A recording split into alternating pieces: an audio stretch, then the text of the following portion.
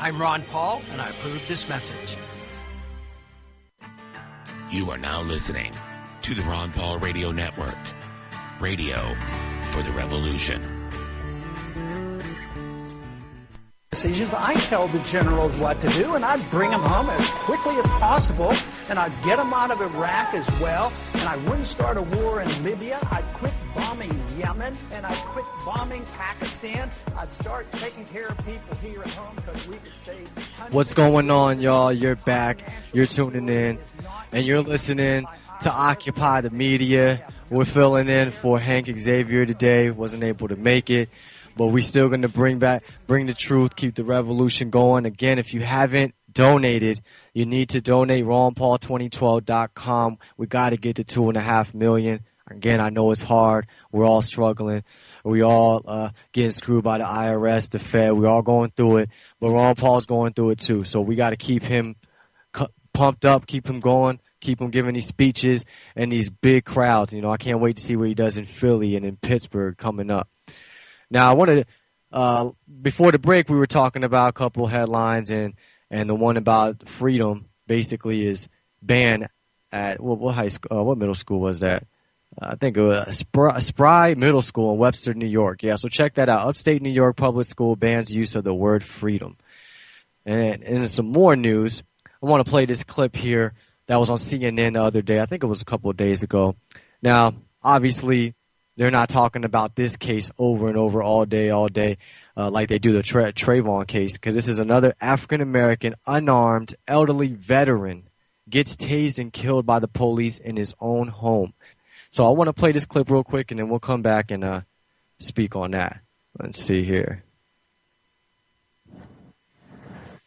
In Crime and Punishment tonight, a New York grand jury is investigating a fatal shooting that some are comparing to the Trayvon Martin shooting. Now, in this case, an unarmed elderly veteran was killed, shot to death in his own home by police officers who broke down his door. 5 months later, no one's been charged. The man's family is demanding what they say would be justice. Here's Soledad O'Brien. The alarm rang in at 5 a.m. on a cold winter morning. A 68-year-old Vietnam vet with a severe heart condition had set off his medical alert device. But instead of an ambulance, police arrived at Kenneth Chamberlain's apartment. Neighbors saw guns drawn, a riot shield. They stated that if he didn't come open the door, they was going to knock it down. Right across from the elevator to the... His niece, who lives upstairs, told police at the scene he'd set off the alarm accidentally to please let his family talk to him. I just kept hearing my uncle, respond, please leave me alone, go away, I didn't call you, I don't need your help. Chamberlain and the police were being recorded by the alert device. You hear one of the officers then use an expletive, and that's when he said he didn't give an F, used the N-word. The N-word? Yes. Law enforcement sources confirm that's on the tape. But there's more. Later, the district attorney showed the family 2 videos in their custody, one from a hallway security camera, another recorded by a camera on a taser gun.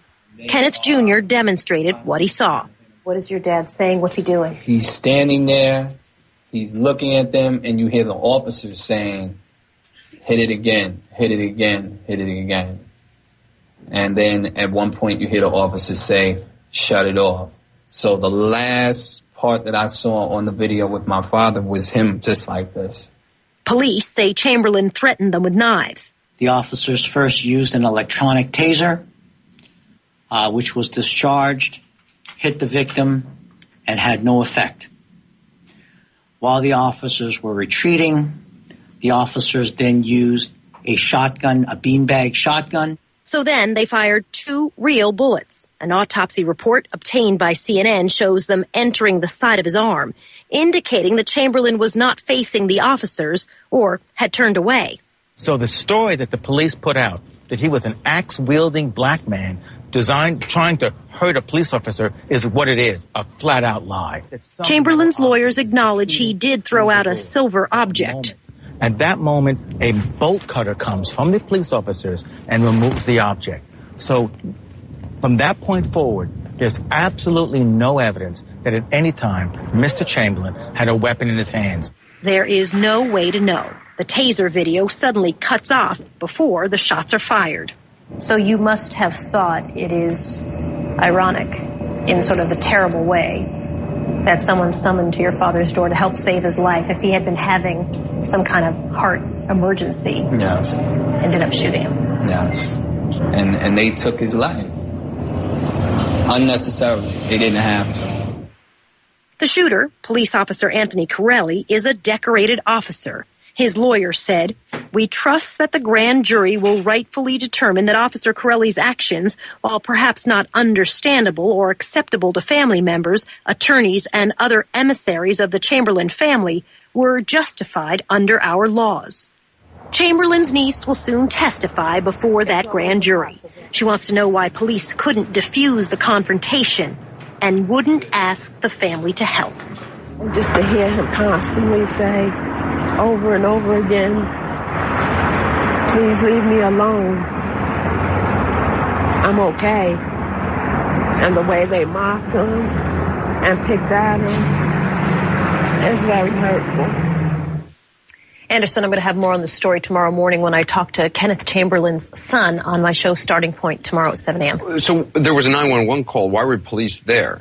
Well, the 911 call basically says a person has triggered their alarm, and that will trigger an ambulance, but often the police will get there ahead of time, so the police just happen to get there first. And what kind of condition was he in? I mean, was he capable of being aggressive? We had a chance to look at his medical reports. What you see in the medical reports is a person who has serious heart and sort of breathing problems. So he's described as someone who couldn't really walk up a flight of stairs, could get halfway before he'd have to stop.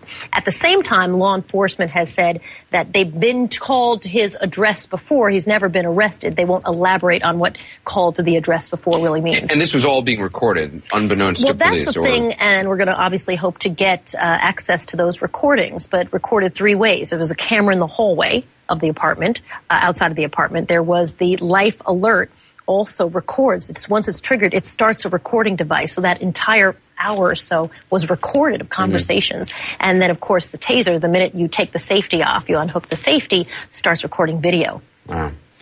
Sold out. Appreciate it. Thanks for continuing to follow it. Coming up, the ridiculous. Yeah, look, jump to the next story. Now, where's the outcry for this? You know, in Trayvon's case, Zimmerman, people want to put bounties on his head. You know, this is the police that did that. Said the N-word and ran up in his house. They obviously don't know about the Constitution. They run up in his house and they say that when they shot him, he wasn't facing them. And this is an old man, elderly, veteran that they said probably couldn't even walk up a flight of steps. Heart problems. This is what we're dealing with. This is what we're facing. And we can't let this keep going on. We can't let this keep happening. We got to let people know that Ron Paul, the movement, the freedom movement, the liberty message, we're fighting for our constitutional rights. We're fighting so we can stop this police brutality. You know, the police know they're not going to get in trouble. Matter of fact, you know, if you're a police officer, you want to get some time off, go on vacation, go kill somebody. Go kill an innocent person. They'll just put you on leave and tell everybody they're going to investigate it, put you on paid leave. You know, you ain't got to work. And they'll hide you somewhere. You can go somewhere, chill, and you'll be taken care of. It's amazing. This is amazing. Now, where's the outcry from the media? Where is that at? You know, the Trayvon case, they want to go 10, 20 minutes talking about that. They got 4 or 5 different people. This one, they do it. It's over with. I've been watching the news. I don't know if it came on again, but it definitely ain't coming on over and over like the other stories. It's something we got to talk about. Anyways, it's Paco, Occupy the Media. We'll be back.